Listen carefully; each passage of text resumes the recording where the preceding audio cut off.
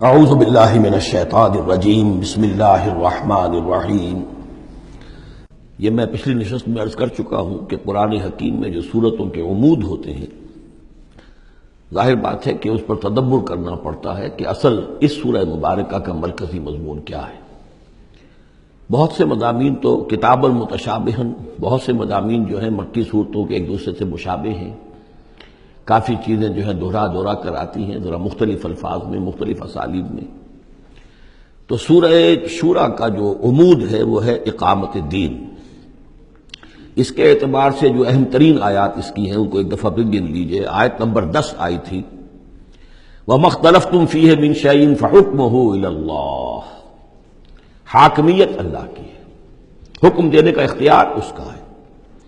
یہ تقریباً وہی بات ہو گئی جو سورہ یوسف میں ہم دیکھ چکے۔ حضرت یوسف نے کیا کہا تھا اپنے جیل کے ساتھیوں سے؟ ان الحکم الا للہ ذالک الدین القیم۔ یہ دین قیم ہے کہ حاکمیت کا اختیار اللہ کے پاس ہے۔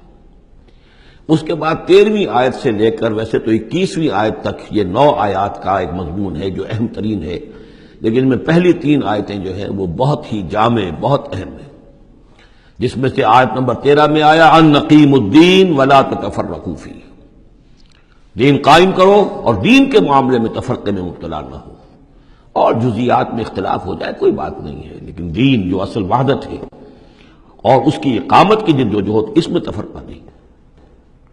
پھر اس میں حضور کو حکم کہ آپ ڈٹے رہیے، اسی بات کا حکم دیتے رہیے، اور اس میں یہ کہ ان کی خواہشات کی پیروی نہ کیجیے۔ اور اہم ترین بات آ گئی وَأُمِرْتُ لِأَعْدِلَ بَيْنَكُمْ، کہہ دیجیے کہ میں عدل قائم کرنے آیا ہوں، میں صرف واعظ کہنے والا نہیں ہوں، بلکہ عدل قائم کرنا یہ میرا فرض منصبی ہے۔ پھر اسی سلسلے کی آخری آیت جو ہے 21ویں آیت، اس میں یہ ام لہم شرکاء شرعوا لہم من الدین ما لم یأذن بہ اللہ، کیا ان کے شریکوں میں کوئی ایسا بھی ہے جس نے دین دیا ہو ان کو؟ اصل میں تو اللہ ہوا ہے جس نے تمہیں دین دیا ہے، دین حق دیا ہے۔ الیوم اکملت لکم دینکم واتممت علیکم نعمتی ورضیت لکم الاسلام دینا، تمہیں مکمل نظام زندگی دیا ہے۔ تو یہ اس کے بعد پھر یہ آیات جو ہم پڑھ رہے تھے کہ جو لوگ اب اس کے لیے کمر کس لیں انہیں دیکھنا چاہیے کہ انہیں اپنے اندر کیا اوصاف پیدا کرنے ہیں۔ اس میں بھی پہلی 3 آیتیں میں سے کل آیتیں یہ 8 ہیں، آیت نمبر 36 سے 43 تک، لیکن یہ کہ پہلی 3 آیتیں جو ہیں جو ہم پڑھ چکے ہیں وہ بہت ہی جامع ہیں۔ ان میں جو چیزیں ہم پڑھ چکے ہیں وہ نوٹ کر لیجئے۔ سب سے پہلی بات یہ کہ یہ بات پوری طرح واضح ہو جائے کہ دنیا و ما فیہا ان کی کوئی وقت نہیں ہے، اصل شے وہ ہے جو اللہ کے پاس ہے۔ انسان فیصلہ کر لے کہ میں طالب آخرت ہوں، دنیا میں رہنا ہے، زندہ رہنا ہے، اس کی ضروریات فراہم کرنی ہے، متاع ہے، ضرورت کی حد تک جو ہے اس میں وقت لگایا جائے گا، لیکن یہ کہ اصل مطلوب آخرت ہے۔ نمبر 2، توکل اس جد و جہد میں صرف اللہ کی ذات پر ہو، اپنے وسائل پر نہیں، اپنی ذہانت پر نہیں، اپنی قوت پر نہیں، اپنی صلاحیت پر نہیں۔ نمبر 3، جو کبیرہ گناہ ہیں ان سے انسان بالکل مجتنب ہو، ان میں سے کسی میں ملوث نہ ہو، فحش سے بالکل اپنے آپ کو پاک رکھے، اور پھر یہ کہ وہ غصے کو اپنے قابو میں رکھے۔ وَإِذَا مَا غَضِبُوا هُمْ يَغْفِرُونَ۔ اس کے بعد اب وہ اللہ کی اس پکار پر جب لبیک کہتا ہے، اس کے لیے جد و جہد کرنے کے لیے وہ فیصلہ کر لیتا ہے وَالَّذِينَ اسْتَجَابُوا لِرَبِّهِمْ، اور اس کے لیے پھر اللہ تعالیٰ کی ساتھ ایک قلبی رشتہ قائم رکھنے کے لیے التزام نماز، وَأَقَامُوا الصَّلَاةَ وَأَمْرُهُمْ شُورَىٰ بَيْنَهُمْ، اور پھر مشاورت کا انتظام، اور آخری بات یہ کہ جو کچھ اللہ نے دیا اسے لگا دینا، کھپا دینا، جہاد بالمال۔ 3 آیتوں میں اتنی باتیں ہیں کہ جو سامنے آئی ہیں، اور یہ مکی صورت ہے، یعنی یہ سمجھیے کہ جو کچھ مدنی دور میں آ کر پھر صحابہ کرام کی طرف سے جو چیزیں ظاہر ہوئی ہیں اس کے لیے گویا کہ یہ ہے تمہید، یہ میدان تیار کیا گیا ہے، ان کو اس کے لیے ذہناً جو ہے پوری طریقے سے تیار کر لیا گیا ان مکی صورتوں میں۔ البتہ اب جو 5 آیتیں ہیں ان میں در حقیقت ایک ہی مضمون آ رہا ہے جو میں عرض کر چکا ہوں کہ پچھلی صورت جو ہے وہ اس کا مرکزی مضمون تھا دعوت۔ اس میں تو یہ ہے دعوت کے مرحلے پر تو آپ کو خوشامد بھی کرنی پڑتی ہے، لوگوں کو جا کر ان کے دروازوں پر دستک دینی پڑے گی، ان کی جلی کٹی باتیں بھی سننی ہوں گی، اور یہ کہ اگر وہ گالیاں دیں تو بھی صبر کرنا ہوگا، وہ اگر کچھ اور آپ پر زیادتی کرے برداشت کرنا ہوگا، وہ معاملہ اور ہے۔ لیکن اقامت دین کی جد و جہد میں ایک وقت وہ آتا ہے کہ پھر جب ایکٹیو ریزسٹنس ہوتی ہے، وہ پہلا دور ختم ہوا، اب جب آ گیا وہ دور ایکٹیو ریزسٹنس، چیلنج، میدان میں آ کر اور باطل کو للکارنا. اب وہاں یہ ہے کہ اب یہ قانون بدل گیا. والذین اذا اصابہم البغی هم ینتصرون، وہ لوگ کہ جن پر اگر کوئی زیادتی ہو وہ بدلہ لیتے ہیں. وجزاء سیئۃ سیئۃ مثلھا، اب دیکھیے کس قدر اس میں بظاہر کنٹراسٹ ہے. لا تستوی الحسنۃ ولا السیئۃ ادفع بالتی ہی احسن، وہاں تو یہ تلقین تھی اور یہاں پر تلقین مختلف ہے. اور یہی دو ادوار ہیں حضور کی سیرت کے. مکے میں حکم یہ تھا کہ تمہارے ٹکڑے بھی کر دیے جائیں تو تم نے ہاتھ نہیں اٹھانا، کفو ایدیکم. مدینے میں آگے فرمایا گیا کہ لڑو، جنگ کرو، اینٹ کا جواب پتھر سے دو. جو زیادتی وہ کریں اتنی زیادتی تم بھی کرنے کا تمہیں حق ہے. وہ اگر بٹا لگاتے ہیں اشہر حرم کی حرمت کو تو تم بھی اب اس وجہ سے رک نہ جاؤ کہ اشہر حرم ہے، ان کو اسی مہینے میں ان کو بھی قتل کرو. یہ ساری چیزیں جو ہیں اب سورہ بقرہ کے اندر پڑھا ہے. تو یہ انداز جو ہے یہ دعوت اور اقامت ان دونوں الفاظ کے حوالے سے اس کو سمجھ لیجئے کہ یہ فرق اور تفاوت ہے. وجزاء سیئۃ سیئۃ مثلھا، اور برائی کا بدلہ ویسی ہی برائی ہے. فمن عفا واصلح فاجرہ علی اللہ، ہاں اگر کوئی معاف کر دے اور معاف میں کرنے میں اصلاح کی صورت نظر آ رہی ہو.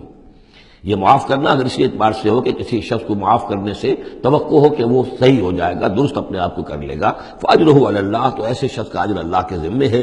انہ لا یحب الظالمین، یعنی کہ اللہ ظالموں کو پسند نہیں کرتا. یہ ہم پڑھ چکے ہیں سورہ بقرہ میں بھی، وَلَكُمْ فِي الْقِصَاصِ حَيَاةٌ يَا أُولِي الْأَلْبَابِ، اے ہوش مندو قصاص میں زندگی ہے. وَلَمَنِ انتَصَرَ بَعْدَ ظُلْمِهِ، اور جو شخص بدلہ لے، انتقام لے اس کے بعد کہ اس پر ظلم کیا گیا، فَأُولَٰئِكَ مَا عَلَيْهِم مِّن سَبِيلٍ، تو اس پر کوئی الزام نہیں ہے. آپ یہ نہیں کہہ سکتے بھائی تم نے معاف کیوں نہیں کیا، نہیں، اس کا حق ہے. اگر وہ معاف نہیں کرتا وہ بدلہ لے سکتا ہے. وَلَمَنِ انتَصَرَ، دیکھیے انداز ہی بالکل مختلف ہے یہ. اور یہی دو مرحلے ہیں. اسی کو پھر ہائی لائٹ کیا ہے پروفیسر منگومری واٹ نے. محمد ایٹ مکہ کچھ اور ہے، محمد ایٹ مدینہ کچھ اور ہے. وہاں صورت یہ تھی کہ کفو ایدیکم، اپنے ہاتھ بندھے رکھو. نغمہ ہے بلبل شوریدہ تیرا خام ابھی، اپنے سینے میں اسے اور ذرا تھام ابھی، ایک وقت آئے گا تمہیں اجازت دی جائے گی، تم اپنے پورا انتقام لینا ان سے. جیسا کہ میں نے عرض کیا جس طرح پھر حضرت بلال نے قتل کیا ہے اپنے اس آقا کو، سابق آقا کو، امیہ ابن خلف کو، وہ ان کو اس کا حق تھا. وَلَمَنِ انتَصَرَ بَعْدَ ظُلْمِهِ، یہ بالکل اسی طرح کی بات آ گئی جیسے کہ چھٹے پارے کی پہلی آیت تھی. لا يحب اللہ الجہر بالسوء الا من ظلم، اللہ کو کوئی بری بات زبان سے نکالنا بلند آواز سے پسند نہیں ہے، لیکن وہ شخص جس پر ظلم کیا گیا مظلوم ہے وہ اس سے مستثنا رہے گا. وَلَمَنِ انتَصَرَ بَعْدَ ظُلْمِهِ، جو بدلہ لیتا ہے، انتقام لیتا ہے جبکہ اس کے اوپر ظلم کیا گیا، فَأُولَٰئِكَ مَا عَلَيْهِم مِّن سَبِيلٍ، اس پر کوئی ملامت نہیں ہے، کوئی الزام نہیں. إِنَّمَا السَّبِيلُ عَلَى الَّذِينَ يَظْلِمُونَ النَّاسَ، اصل میں تو الزام ان پر ہے کہ جو لوگوں پر ظلم کرتے ہیں، ان کے حقوق تلف کرتے ہیں، انہیں ایکسپلائٹ کرتے ہیں.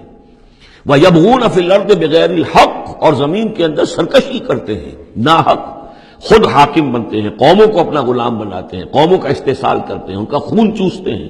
الزام ہوگا تو ان پر ہوگا، نہ یہ کہ جو لوگ بدلہ لیتے ہیں. اولئک لہم عذاب علیم. اب دیکھیے عدل اور انصاف کی کیا اہمیت ہے، اور یہ میں نوٹ کراتا آ رہا ہوں آپ کو. سورہ آل عمران میں فرمایا اللہ کی شان میں قائما بالقسط، وہ قسط کا قائم کرنے والا ہے. سورہ نساء میں فرمایا مسلمانوں سے یا ایھا الذین آمنوا کونوا قوامین بالقسط شہداء للہ. سورہ مائدہ میں پھر فرمایا یا ایھا الذین آمنوا کونوا قوامین للہ شہداء بالقسط. اور اس کے بعد اب آپ دیکھ رہے ہیں اس سورہ مبارکہ میں حضور سے کہا گیا کہ کہہ دیجئے مجھے بھیجا گیا ہے عدل قائم کرنے کے لیے. وَأُمِرْتُ لِأَعْدِلَ بَيْنَكُمْ. اور یہ ہے اصل جو کہ لوگوں کے حقوق کو غصب کرتے ہیں، ان پر ظلم ڈھاتے ہیں، اور یہ کہ زمین میں سرکشی کرتے ہیں ناحق، ان پر ہے الزام. وَلَمَنْ صَبَرَ أُولَٰئِكَ لَهُمْ عَذَابٌ عَلِيمٌ، یہ وہ لوگ ہیں جن کے لیے عذاب علیم ہے. وَلَمَنْ صَبَرَ وَغَفَرَ إِنَّ ذَلِكَ لَمِنْ عَزْمِ الْأُمُورِ. ہاں یہ ایسی کیفیت ہو سکتی ہے کہ کوئی شخص صبر کرے اور معاف کر دے تو یہ بہت بڑے اونچے اور بڑی ہمت کے کاموں میں سے ہے، لیکن یہ دیکھ کر سچویشن کے مطابق ہوگا. صدق اللہ العظیم.